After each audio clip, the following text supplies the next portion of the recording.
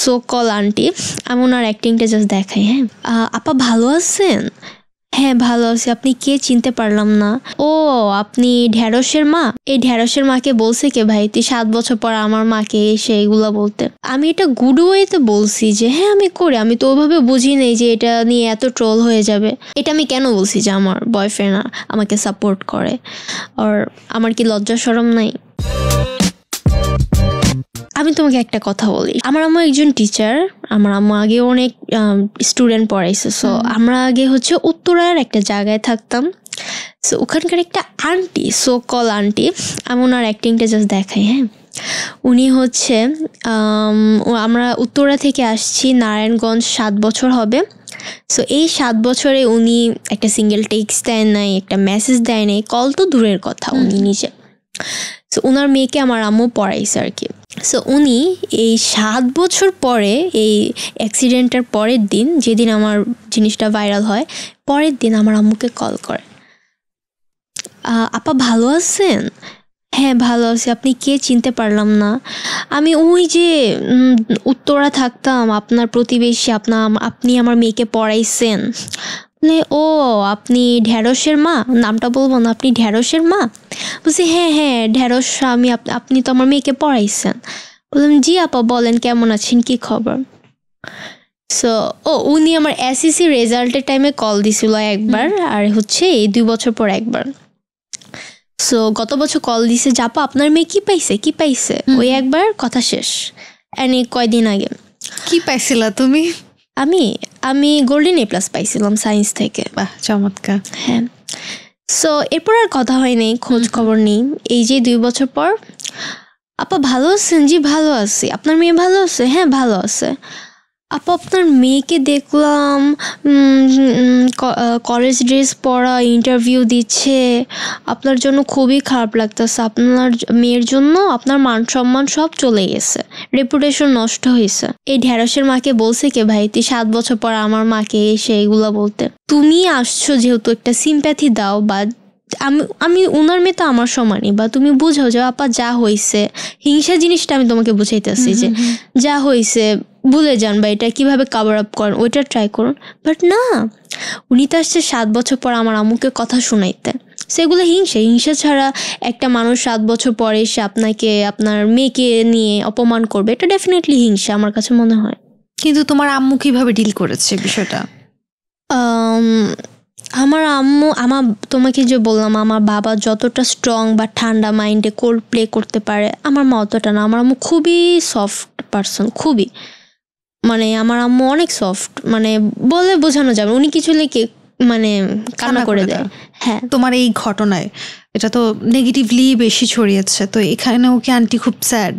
হ্যাঁ, আমার আম্মু স্যাড হয়েছে আমার জন্য। আমার আম্মু অনেক স্যাড হয়েছে, এটা কি বলবো। বাট এর থেকে বড় কথা, আমার আম্মু যে আমাকে সাপোর্ট করছে বা আমার পাশে ছিল, বা এত কিছু হওয়ার পরে যে আমাকে বুঝাইছে, শুনাইছে, এটা মনে হয় আমার সবচেয়ে বড় প্রাপ্তি, যে এরকম একটা সাপোর্টিভ, বা আগেও সাপোর্টিভ, ইভেন এখনো এরকম বাবা মা পাওয়া আসলে ভাগ্যের ব্যাপার। তোমার বাবারা তো শুনেছি রাগী হয়, তো সেক্ষেত্রে তোমার বাবা এই ঘটনার পর তার রিয়াকশনটা কি ছিল? ডেফিনেটলি আমার বাবা রাগী, বাট ওই যে বললাম ঠান্ডা মাইন্ডে।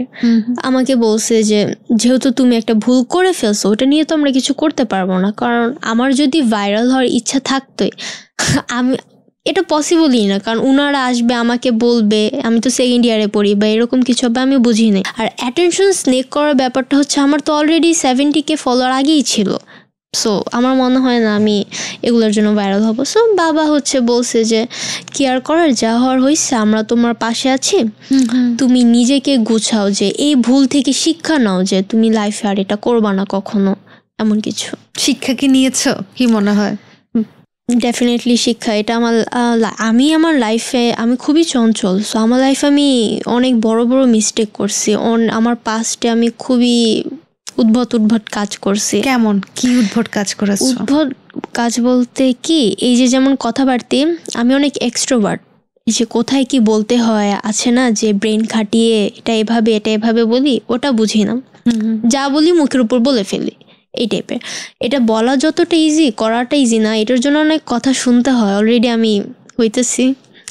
অ্যান্ড আমি হচ্ছে একদম রকচটা রাগী, সো আমার রাগ উঠলে আমার বাবা মা হোক বা ফ্যামিলি ফ্রেন্ডস, আমি এগুলা ধারধারি বুঝি না।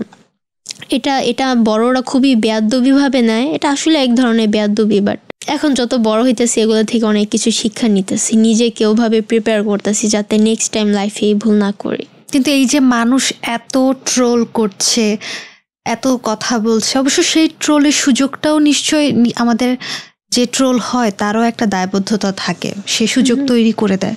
তো সেই জায়গা থেকে মানে তোমার এই ট্রোলটা হ্যান্ডেল তুমি কিভাবে করছো? তুমি কি তোমার ভুল স্বীকার করছো, নাকি তোমার মনে হচ্ছে যে না আমি ভুল ছিলাম না, মানুষ কিভাবে নিয়েছে সেটা তাদের দৃষ্টিভঙ্গি, তোমার দৃষ্টিভঙ্গিটা কি?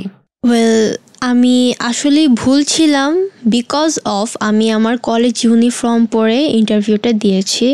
অ্যাগেইন সরি এটার জন্য। বাট আমার কথা হচ্ছে যে রিলেশন বাংলাদেশে ম্যাক্সিমাম 90%ই করে, 95%ই করে।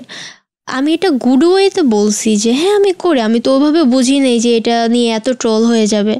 আপনি কি রিলেশন করেন? অ্যান্ড ওই যে বললাম আমি অনেক এক্সট্রোভার্ট, জিনিস বুঝা কথা অ্যান্সার দিতে পারি না, বলছি যে হ্যাঁ করি। তো বলি তো লেখাপড়ার বিষয় কিভাবে সাপোর্ট করে বাকি? তো বলছি যে আমার আব্বু আম্মু সাপোর্টিভ, আমার বয়ফ্রেন্ড অনেক সাপোর্টিভ। এই যে আমি এই কথাটা বলে অনেক বড় মিস্টেক করছি, এটার জন্যই ট্রল। এটা আমি কেন বলছি যে আমার বয়ফ্রেন্ড আমাকে সাপোর্ট করে? আর আমার কি লজ্জা শরম নাই?